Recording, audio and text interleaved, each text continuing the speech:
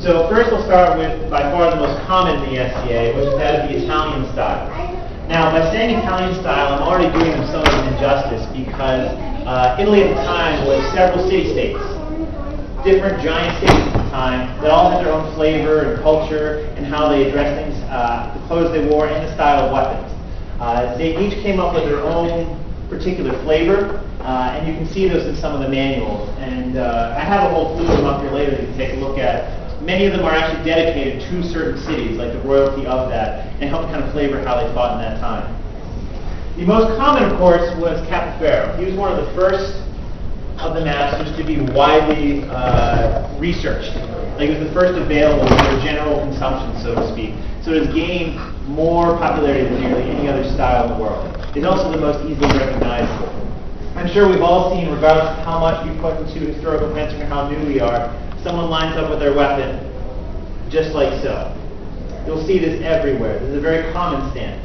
It's a very complex stance. There's a lot going on. But everyone at least pointing at it says, like, I know what that is. You know, that is Capoferro, or in a more general sense, that's Italian, is usually what we break down and call it. So let's talk about why certain foundations happen the way they were. This is at the age where armor was starting to fall to the wayside. The introduction of real firearms, like mass-produced firearms, and armor was really not doing what was originally intended. You could not protect them against these, so people were more and more often not wearing armor at all, which meant you didn't need quite as brutish weaponry in order to cause injury. At the same time, also, we're coming just out of the point where weapons had been refined to take on someone in full armor, very precise thrusting attacks were how you got by someone who was in full plate. There really wasn't much else short of basically bludgeoning them into submission. So a lot of the weapons were starting to have that kind of pronounced point as opposed to any sort of like a cutting motion. Take away the armor, same thing still applies. Now you have more options of those precise places. You can go toward, you can start to assault the face, the vital organs in the chest and the abdomen. All of a sudden became very, very simple to threaten these areas with very seemingly effortless motions. So the weapon began to evolve into this longer, more precise, thrust-oriented weapon, which we know generically as the rapier. There were several kinds of evolutions, and that's a very general term for what the ultimate weapon was. But this was the flavor that took a strong seed in Italy. The general Italian concept of the fight is that they didn't want to be there. Nobody enjoys really being in a fight where very easily you could end up the one in the coffin at the end. So their whole mindset is around, how can I not be here? How can I get this over with so I don't have to worry about being injured by my opponent? That then led to the themes of their fight. And the Italians were some of the first to really refine their study of how they go about the fight. The Germans are some of the earliest documentation we have, but the Italians really took it to a whole new level. They put everything they had into how to refine this art of fighting. So when you see an Italian person, Italian stylist, we'll call it, take up their fight, the first thing they're concerned about is how far away am I from my opponent? Because nothing really matters until you're in range, until I'm at the point where I can be hit or they can be hit. Everything else doesn't matter. So you hit this line, call it the measure, where I can threaten my opponent, and more importantly to the Italian mindset, the opponent can hit me. Everything I do at this point is a chance for the opponent to hurt me. Ideally, we'd want as little time spent in that as possible, so their fight was revolved around getting over this fight very, very quickly. And that led to the kind of common idea that Italians were very fiery or impulsive in their fight. That they just flung themselves onto the combat, hopefully to win. I'll come back to it a little bit when I talk about the Italians. So with the English. So what the Italians are trying to do, if I could please have you come up with help, is they wanted to control all options in the fight as quickly as possible. Now, there are a couple ways to go about this. I can physically control everything about my opponent's body somehow, which is an exhausting effort, or I can just try and pick some of the key elements to slow them down enough to basically gum up the gears such that they can't really stack any sort of attack against me. Capoferro built around this idea. He wanted very, very simple but dynamic decision-making to happen. So, my opponent's coming at me.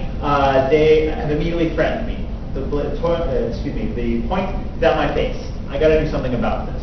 So one of the first things I'm going to do is I'm going to do the same to her. My point's at her face. Now, at the very least, we're both concerned about trying to stay alive. This is the beginning. Next thing what I need to do is I need to isolate this away from me.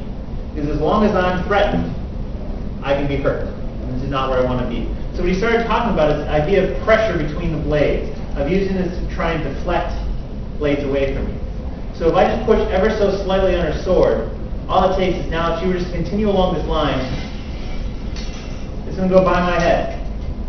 I'm safe, right? I don't really have to worry about anything. It's almost like in a more modern sense, if you imagine that instead of these blades, you almost have like a laser pointer at the end, where it just projected on to infinity. As long as I'm not on that line that that laser's taking, I'm fine. I'm safe for that time being. So we started to build around this idea. So we made contact of some sort, and what I want to do is somehow deflect their blade away from me, such that now, if we both attack at the same time, I'm safe, but I can hit her. Because I have done two things. I've maintained my threat on her, and I've disabled her threat of me. Make sense? Any questions on that so far? Okay, now how they further broke down, because that's as simple as you would like. If Captain Parris could have that in a fight, he was having a good day. Didn't really want to worry about more than that. We had to break it down a little bit because as we're moving, time's being taken up. And every second that I'm here in range, she can change her mind, do something crazy, that could end up getting me hurt. So they developed this idea called tempo. Tempo is a very nebulous term referring to basically the possibility of motion or the possibility of stillness. And ultimately, it's an opportunity where your opponent could hurt you. Anytime you're doing something or not doing something in measure where she can reach me, there's a chance that she can kill me. This is how they basically codify the fight, put mathematics to it. Every opportunity that she has to kill me is, by its design, undesirable to me. So I'm going to try and reduce this fight as much as possible. So I know that there's a certain time it'll take her to hit me. Like if I do no defense, boom, super fast.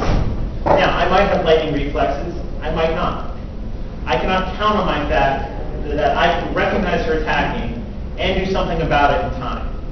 Most people are not quite processing that quickly. So I have to slow her down. And this is where we get back to the idea of adjusting the framework she has. So I adjust like this. I've changed it so now that my line is still threatening her, but hers isn't. If we both did our fastest attacks, like you saw before, she would not hit me and I would hit her.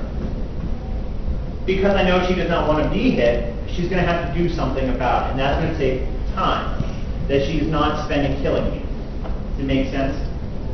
So what I'm trying to do is I'm trying to slow down her decision making, make as many decisions for her as possible. And this is a very, very brief overview of how that process is done. Such that she never really gets the time, the tempo, to strike me. Does that make sense? It's a very strange concept that doesn't make a whole lot of sense, so to speak, until the first time someone throws a sword at your head. And then all of a sudden you're like, oh, okay, all right, I don't want to be here. I want to get this fight over now, so I don't have to worry about more opportunities that she's going to try and kill me. Does that make sense? Now, Captain Parris was by far the most popularly studied. There were other masters that had slightly different variations. Really briefly, with this, the way they did their attack, designed to revolve around this thrusting strike, is the lunge. This is where the lunge really came into play. Is that I want to offend her with leaving myself as defensible as long as possible. So the lunge is designed to do that. I start extending the weapon, that's not quite enough. I kind of lean behind it, that's not quite enough. And I start to shift my weight, that's not quite enough, until finally I do a full lunge. The idea is that I've committed my hips at the last possible second. If I have any opportunity to not commit my body and still strike her, that is better. So you saw this very kind of grandiose motion, where a very long-range strike, the whole body goes into it, but only as necessary. Another popular study that has been coming around recently is a gentleman by the name of Parris. And I'm not entirely sure how it's pronounced, since he was from northern Italy, but he was in Denmark and traveled all over, and the manual was translated in German, so it's really hard to kind of figure out what they're talking about. He chose to pick a different point in the fight, so to speak, to present to his opponent. So, with Captain Parris, I talked about the lunge, the extension a little bit, and then here the next step is the finished strike. Parris' approach, he hit that measure with this already established. So he was fine, he was walking, as soon as he hit measure, then he dropped into this guard. Because the next step from here was the rest of the lunge. he basically took out a couple steps. He said those early steps aren't as necessary, so to speak, to control my opponent. They don't directly keep me alive or kill my opponent. So he took them out of the fight, so to speak. He wanted to, as soon as he hit here, the game was already set for him to finish the fight. One of the common misconceptions that I've seen about Parris is that you just stand here like this and play these little tactical games, which we'll talk about later in another class. This is really tiring. This is really, really tiring. This sword, although it's only like 3 pounds, Matt holding 3 pounds at arm's length for that long when she's trying to mess with it the whole time. A little exhausting, right? So he only did that at the precise second it took to establish his defense, offend her, and strike. His whole second book, and unfortunately I do not have a copy of his book, but talks about how to go from start to finish. Like I'm here, I sit up my guard, and the strike's over. Does that make sense? Still the same mechanics, just slightly different how he presents it. Are there any questions on that? Now, that's all I'm going to say about Italian for right now. Again, that is a almost unjustly brief overview of the Italian schools. But we could spend days talking about the Italian approach to fencing. And then again, which particular city in Italy are we talking about?